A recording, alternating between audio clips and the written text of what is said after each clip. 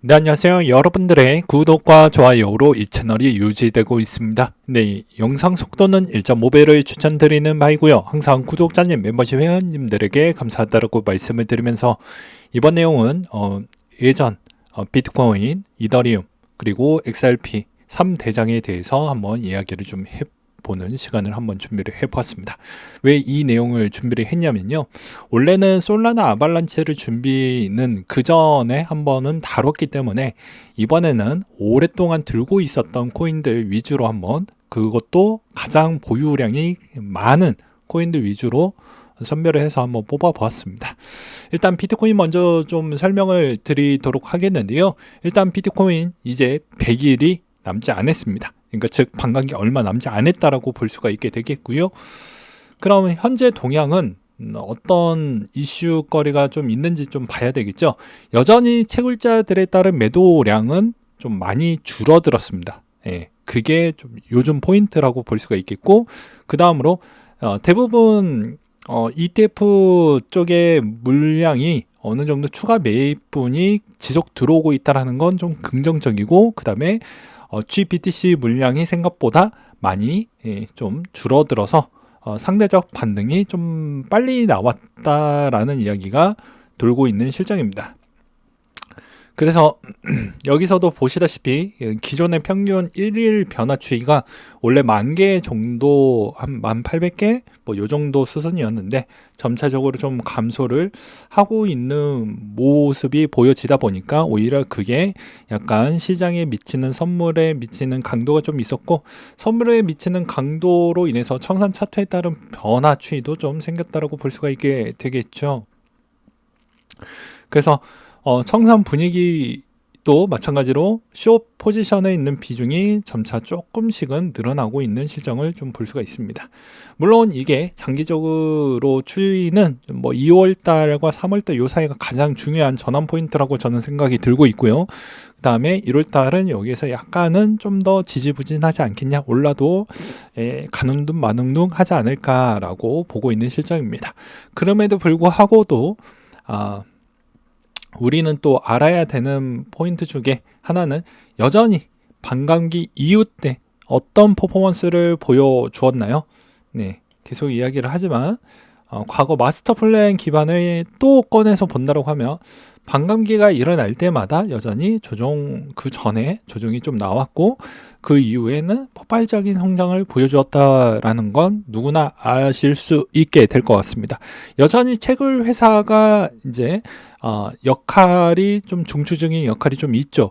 그래서 거기에서도 약간의 이제 중소 물량을 갖고 있는 채굴 회사들에 따른 이제 순이익 마진율이 좀 많이 힘들어지니까 아무래도 다시 해시율에 따른 불안 요소가 선물에 또 기여하는 기여율에 미치는 영향 강도가 분명히 있을 수 있기 때문에 좀 흔들리는 영향성은 분명히 있을 것이고요. 또 그 시점 사이에 또 드라마틱하게 또 여러 가지 내용들이 좀 많이 있습니다. 뭐 금리 인상도 있고요. 그 다음에 그 사이에 또 여러 가지 뭐 국채 발행 내용하고, 그 다음에 추가적으로 이제 긴급 자금 프로그램도 종결할 거냐, 연장을 할 거냐, 이런 내용들이 계속 나와 줄 것으로 보이시기 때문에 그런 것도 이제 전체 규모 성장적인, 자산 규모 성장적인 추이의 대부분 모든 자산이 다 영향권 안에 있기 때문에 이런 말씀을 드리는 바입니다. 그래서 최근에 S&P 500, 뭐 나스닥 연중 최고치를 달리고 있는 이 시점에서 비트코인 잠깐 쉬어가고 있긴 하지만 비트코인 최저점 구간에서 벌써 3배나 넘게 올랐고 잠깐 주춤하고 있는 실정이기 때문에 비슷한 곡선이라고 저는 보고 있는 실정입니다.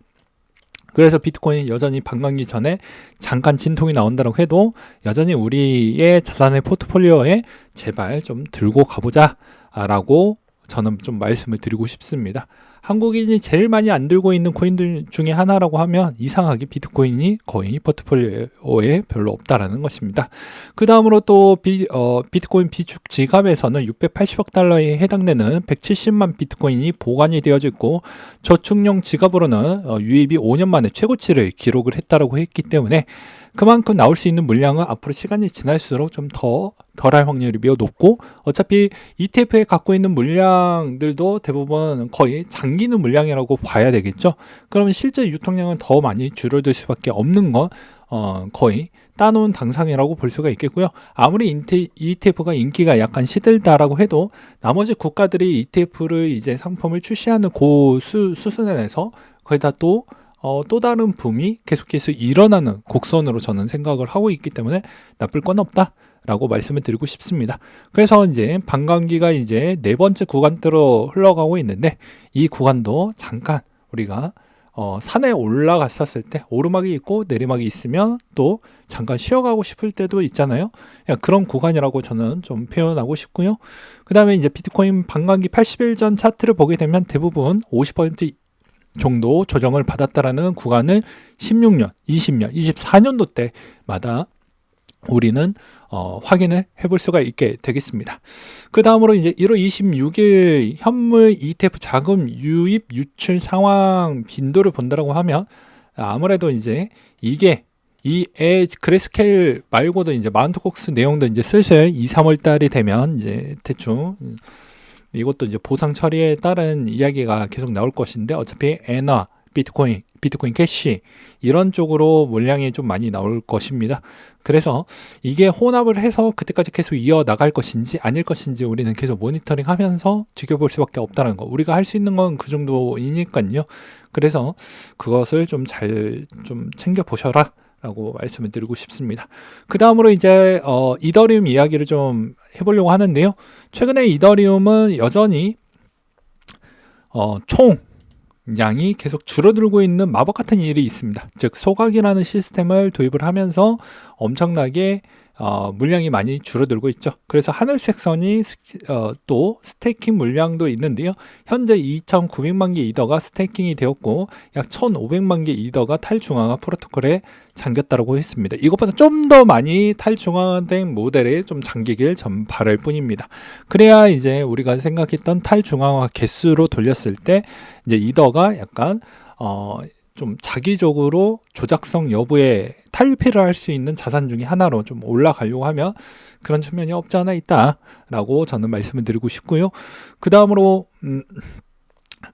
한정된 자산이라는 건 변함이 없습니다. 그렇기 때문에 아무래도 그만큼 많이 소각이 되었고 그 소각량은 앞으로 더 활용도가 넘쳐질 때마다 이더리움은 더 높은 위치에 있다. 즉 제가 뭐 나쁜 말로는 보다는 좀 더 순화시켜서 이런 이야기를 하고 있죠. 이더리움이 잠깐 주춤을 하고 있었을 때 여기는 한 발짝 더 뛰어오르기 위한 부스터의 축적용이다 라고 말씀을 드리기도 했습니다. 그건 오히려 활용도가 더 높아지는 그 순간이 오게 되면 가격이 엄청나게 많이 뛰어오를 확률이 매우 높기 때문에 여전히 괜찮다. 그리고 아무리 솔라나 아발란체가 치고 올라온다라고 해도 솔라나 아발란체도 마찬가지입니다. 덩치가 커지면 커질수록 부담률이 높아지고 그 살아있는 그 생태계 안에서 계속 업데이트를 해야 된다라는 버거움은 다 동일한 부분에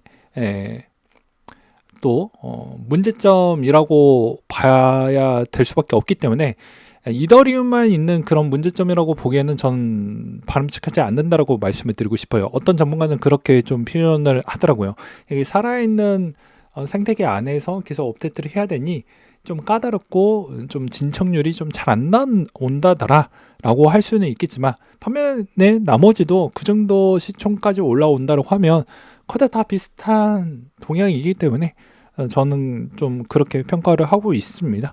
그래서 이 퀀트 작성자도 마찬가지로 그렇게 보고 있죠. 디플레이션 자산이기 때문에 이제 스테이킹 비중도 점차 좀 더 올라올 것이고 나쁘진 않을 것이다. 그리고 최근에 바이낸스 스테이킹 물량도 생각보다 좀 많이 늘어났다고 했기 때문에 아무래도 만약에 바이낸스의 뭐 특정 문제 그런 건 둘째 친다라고 해도 그만큼 이더리움 시즌이 곧 돌아오고 있다 보니까 스테이킹 있는 물량이 좀 늘어난 거 아니냐? 저는 좀 그렇게 평가하고 싶더라고요. 그 다음으로 또 말씀을 드린다라고 하면 아무래도 이제 덴쿤이 얼마 남지 않았죠. 그래서 이제 덴쿤이 정식 적용되는 시점이 이제 2월 정도로 이제 평가를 하고 있는데, 그 다음으로 요게 끝나게 되면 곧바로 이제 수혜를 볼 수 있는 게 무엇이 될 것 같습니까? 여전히 레이어 2 부분에 따른 측면이긴 하지만, 모든 레이어 2가 다 수혜를 보는 것보다 테마적 관점으로 좀 보는 게 바람직할 것 같고, 테마가 끝나고 나머지 개별적으로 좀 더 가는 애들은 다 특징적인 요소가 기존에 미리 다 준비가 되어져 있던 애들이 한 번 더 치고 올라간다, 이렇게 좀 표현하고 싶습니다. 그래서 가장 덩치가 큰 건 아비트럼 옵티미즘인데, 아비트럼은 소각에 따른 수수료 소각이 없고, 옵티미즘은 수수료 소각이 좀 있고, 그 다음에 락업에 있는 물량이 어느 정도 좀 커버가 된다. 그래서 대세장이 올라왔었을 때 분명히 옵티미즘하고 아비트럼은 분명히 약간의 색깔론이 좀 갈릴 수가 있다는 점을 특징적으로 말씀을 드리고 싶었고요. 그 다음으로는 뭐가 있을까요? 말 그대로 이제 ETF 이야기가 남았죠. 이 ETF도 이제 데드라인이 5월 달에 있습니다. 근데 그 전에 3월 달 정도에 이제 블랙록이 연기를 해서 계속 이제 상충을 좀 할 것인데, 아무래도 이제 이게 탈중앙화 개수가 잘 나올지, 그리고 증권성 여부 부분을 어떻게 잘 극복을 할지, 이게 정말 중요한 부분이라고 볼 수가 있겠고, 시총이 이제 비트코인이 계속 그렇게 줄어들다 보면 비례해서 올라가는 자산군 중에 여전히 이더리움이 그 안에 속해져 있다라고 저는 말씀을 드리고 싶습니다. 그리고 최근에 이제 근황으로는 아베 커뮤니티에서도 이더리움 마켓에 PYUSD 추가 제한을 통과를 시켰기 때문에, 아무래도 이쪽 달러 연도 스테이블 코인이고 팍소스 기반이기 때문에 좀 더 좋은 쪽으로 지금 흘러가고 있다, 저는 이렇게 좀 평가하고 싶고요. 그 다음으로 이번에 또 재밌는 점은 마지막으로 요 오픈시 CEO가 오픈시를 매각할 것 같다라는 이야기가 나와서 요거 좀 유심하게 볼 필요성이 있을 것 같기도 합니다. 여기까지 해서 이제 이더리움 이야기를 끝냈고요. 그 다음에 XRP 이야기 간단하게 좀 보도록 하겠습니다. 요즘 XRP도 이제 ETF 이야기가 슬슬 나오고 있는데요.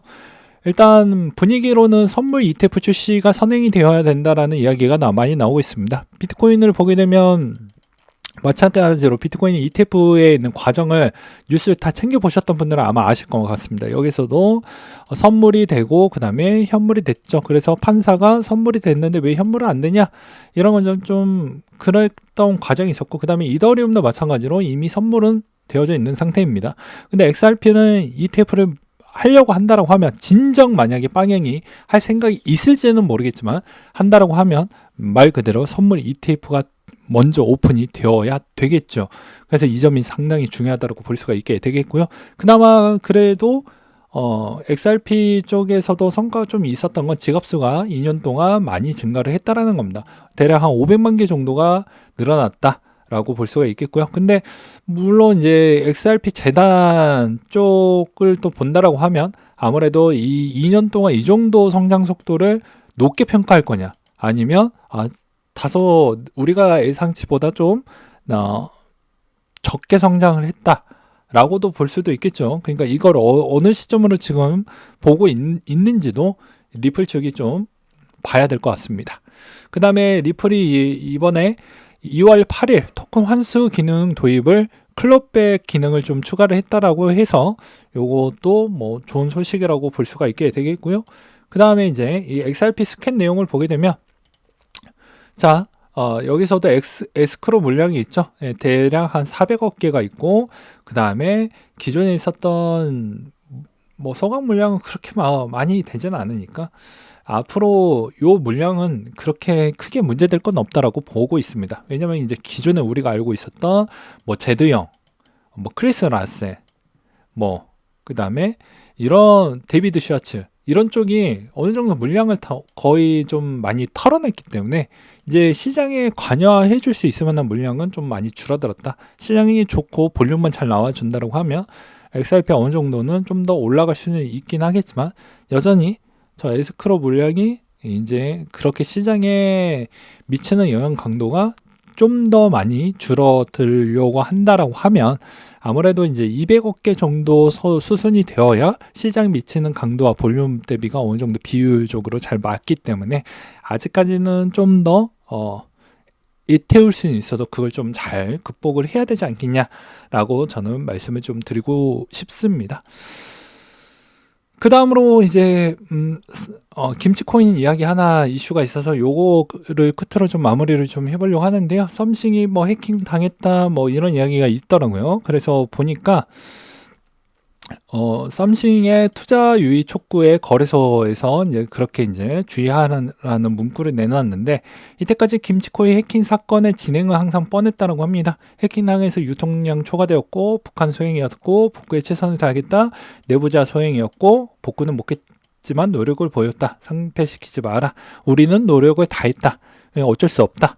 이렇게 이야기를 해서 소송도 피하고 민사도 피하면서 꿀꺽꿀꺽 했다. 뭐 이런 내용이겠죠.